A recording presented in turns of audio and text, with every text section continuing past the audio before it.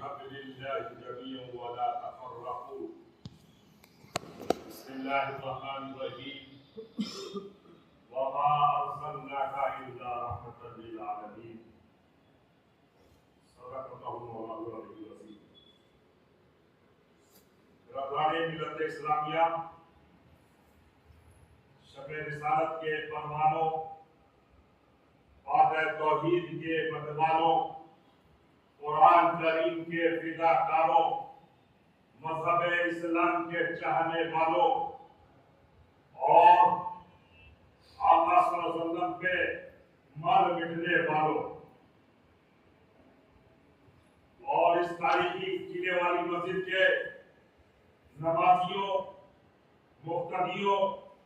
مصلیوں، متعلقین، متوسلین اور دور دراز سے آئے ہوئے تمامی نمازیوں، حضرت محترم، ابھی جو میں نے پہلی آیت قرآن کی تلاوت کی ہے، پڑھی ہے، اس کا ترجمہ یہ ہے کہ اللہ کی رسی کو مضبوطی سے تھام لو، پکڑ لو، چمچما کے پکڑ لو اور تفریقہ میں مت پڑو، افراتفری میں مت پڑو، خلفشار میں مت پڑو، انتشار میں مت پڑو۔ مگر آج میں یہ سمجھتا ہوں یہ جو قرآن کی آیت ہے اس کے برخلاف ہم ہیں، ہم تفریقہ میں بھی پڑے ہوئے ہیں، ہم مسلکوں میں بھی پڑے ہوئے ہیں، ہم چھوٹے بڑے میں بھی پڑے ہوئے ہیں۔ وہ ہم سے سب سے بڑے کیسے ہو گئے، ان کا عالی شان کیسے مقام ہو گیا؟ نہ ہم کو ادب ہے، نہ لحاظ ہے، نہ تمیز ہے، نہ شرافت ہے، نہ اخلاص ہے، نہ خلوص ہے، نہ ضبط ہے۔ اور آپ کو میں یہ بتاؤں کہ آج جو ہمارے آواز ہے، آج جو ہم کسی پلانٹ پہ چل رہے ہیں، بالکل اسلامی حساب سے بالکل اس کے اپوزٹ چل رہا ہے، اس کے برخلاف چل رہے ہیں۔ آج ہم کو یہ کہا جا رہا ہے کہ تجسس میں مت رہو، ہم سے کہا جا رہا ہے کہ کسی کے اختلافات کو مت بڑھاؤ، ہم سے کہا جا رہا ہے کہ سمجھوتا کرو آپس میں، ہم سے کہا جا رہا ہے کہ غیبت مت کرو، ہم سے کہا جا رہا ہے کہ جھوٹ نہ بولو، ہم سے کہا جا رہا ہے کہ اپنے بڑوں کا ادب کرو، ہم سے کہا جا رہا ہے کہ اپنے چھوٹوں پر شفقت کرو، ہم سے کہا جا رہا ہے کہ اپنے پڑوسیوں کا حق ادا کرو۔ مگر آج ہم نہیں کر رہے ہیں، اس کا خمیازہ ہم کو بھگتنا پڑ رہا ہے، پوری دنیا میں بھگتنا پڑ رہا ہے، اور صرف یہاں نہیں ہے بلکہ پوری دنیا میں بھگتنا پڑ رہا ہے، چاہے وہ فلسطین ہو، چاہے وہ لبنان ہو، چاہے وہ غزہ ہو، چاہے وہ عراق کی سرزمین ہو۔ اس سے پہلے وہاں بمباری ہو رہی تھی، عراق میں ہر طرح سے وہاں پہ خون ہو رہا تھا، وہاں پہ مسلمانوں کے اندر خودکشی ہو رہی تھی، اور اس طرح سے اس عراق کو مٹا دیا گیا۔ اور آپ دیکھیے کہ اس وقت 56 ممالک ہیں، مسلم ممالک، اگر کوئی بول رہا ہے تو مجھے کہنے دیا جائے کہ ایران بول رہا ہے، وہ جواب بول رہا ہے، وہ صرف ایران ایسا جو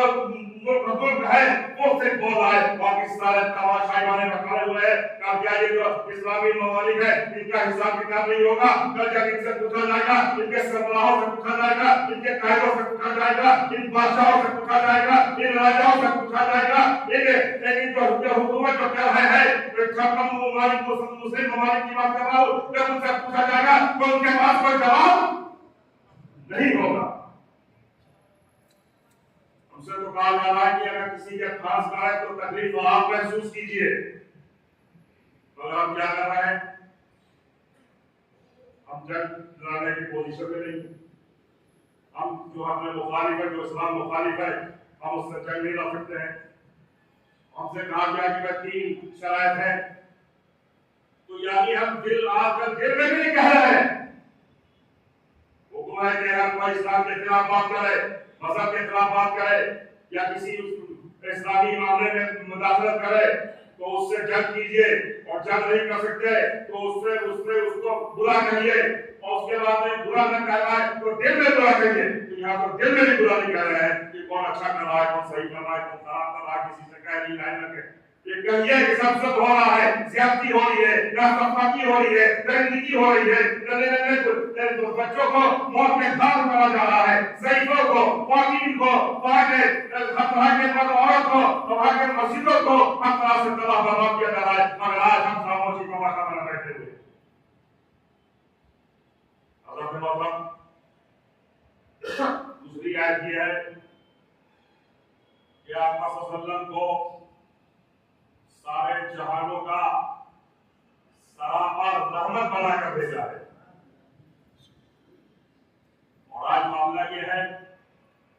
کہ نہ ہم اللہ کی سن رہے ہیں، نہ آقا صلی اللہ علیہ وسلم کی، نہ اللہ کی سن رہے ہیں۔ اللہ کی نہیں سن رہا ہے، نہ رسول کی سن رہا ہے۔ جو جی چاہ رہا ہے وہ کر رہا ہے، اپنے طرف سے منطق بنا رہا ہے، اپنے طرف سے فلسفہ بنا رہا ہے کہ یہ صحیح ہے، یہ غلط ہے۔ آپ کو ABCD پتہ نہیں ہے اسلام کی، مذہب کی، مگر ہم اپنے آپ سے یہ فیصلہ کر لیتے ہیں کہ ہم صحیح ہیں، اور جبکہ بالکل غلط ہو گئے ہیں آپ۔ اور جب آپ آقا کو نہیں مانیے گا تو کل سفارش جو آپ کیسے خیال کریں گے کہ سفارش وہ آپ کی کریں گے؟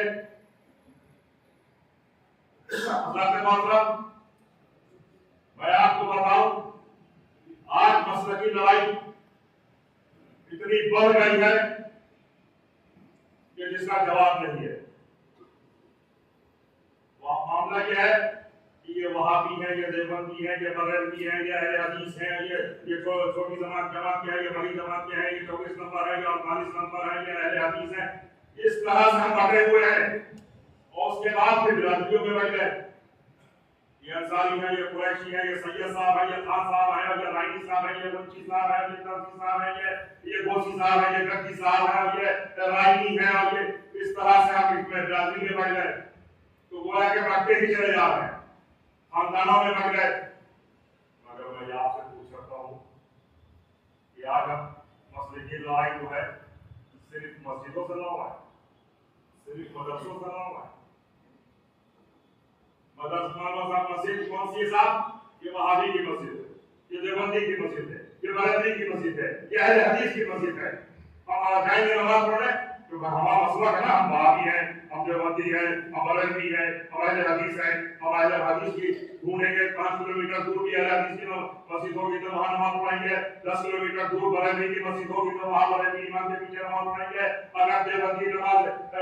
دور ہے تو اس کے لیے جا کے ہم گاڑی سے جائیں گے، پیدل جائیں گے، کیسے بھی جائیں گے، پہلے سے جائیں گے، وہاں جا کے وہاں بھی تعاون بھی کریں گے، وہاں بھی جا کے ہر طرح سے وہاں کی باتوں کو سمجھیں گے۔ مولوی چاہے جتنا تمہارا لڑا رہا ہو، چاہے جتنا آپ کو بہکا رہا ہو، اس کے بہکاوے میں آئیں گے۔ نہ آپ کے نہ عقل دی ہے اللہ نے، نہ آپ کو شعور دیا ہے، اور واقعی نہ آپ کو سیاسی شعور ہے، نہ آپ کو دینی شعور ہے۔ اور سب سے پہلے تو دینی شعور پیدا کیجیے، اس کے بعد سیاسی شعور پیدا کیجیے، اس کے بعد ہر طرح کے شعور پیدا کیجیے، پھر اس میں یہ شعور پیدا کیجیے کہ بڑوں کا ادب کیا ہے، چھوٹوں کا شفقت کیا ہے، پڑوسی کا حق کیا ہے۔ سارے شعور پیدا کیجیے، اور آپ کو سارے شعور کو بتا دیا گیا، اس کا پریکٹیکل کر کے دکھا دیا گیا۔ آقا صلی اللہ علیہ وسلم نے اٹھنے کا طریقہ، بیٹھنے کا طریقہ، نماز کا طریقہ، روزے کا طریقہ، حج کا طریقہ، اور آپ نے اپنے دوستوں کا طریقہ، تجارت کر کے دکھا دیا، اپنے جنگل لوگ کے دکھا دی۔ ہر طرح سے کیا ضرورت تھی ان کو؟ آقا صلی اللہ علیہ وسلم کو جب لانے کا اللہ سے ان کا کنیکشن تھا، جب ان سے ڈائریکٹ ان کا کہنا جا رہا تھا ان کو، جب آقا صلی اللہ علیہ وسلم کے ہر طرح سے وہ اللہ ان کی سن رہا تھا، ان کی اللہ سن رہا تھا۔ اللہ کہہ رہا ہے قل اطیعوا اللہ واطیعوا الرسول، اللہ کہہ رہا ہے لا الہ الا اللہ محمد رسول اللہ، اللہ کہہ رہا ہے واشهد ان محمد رسول اللہ، اللہ کہہ رہا ہے کہ ہم نے تمہارے ذکر کو بلند کر دیا، اللہ کہہ رہا ہے ہمیں تم کو حضور پہ پہنچا دیا، اللہ کہہ رہا ہے ہم تم کو معراج پہ بلا رہے ہیں، اللہ کہہ رہا ہے کہ ہم وہاں سے ہم نے تم کو بلند کر دیا، وَرَفَعْنَا لَكَ ذِكْرَكَ، ہم نے تمہارے ذکر کو بلند کر دیا۔ اور کہاں سے کہہ رہا ہے؟ مگر ہم بریلویوں کے بندے کے مسئلے سے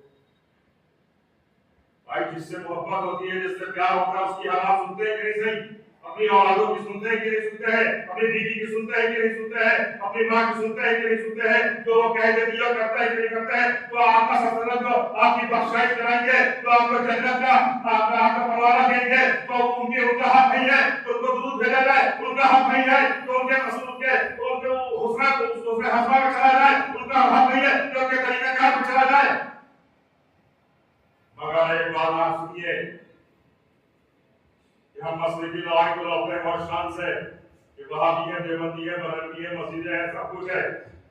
مگر جب تجارت کرتے ہیں تو اس میں دیکھیے کہ وہابی جنرل اسٹور، اس اس میں لکھیے دیوبندی گارمنٹس، اس میں لکھیے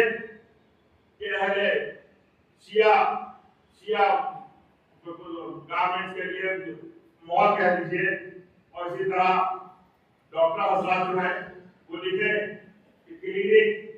رضوی کلینک لکھتے ہیں، اسی طرح لکھے وہابی کلینک، دیوبندی کلینک، شیعہ کلینک، اور اسی طرح جب آپ بلڈر بنتے ہیں تو اپنے فرم کا نام جب آپ لکھتے ہیں تو اس میں لکھیے وہابی انفراسٹرکچر لمیٹڈ پرائیویٹ لمیٹڈ، اس کو لکھیے۔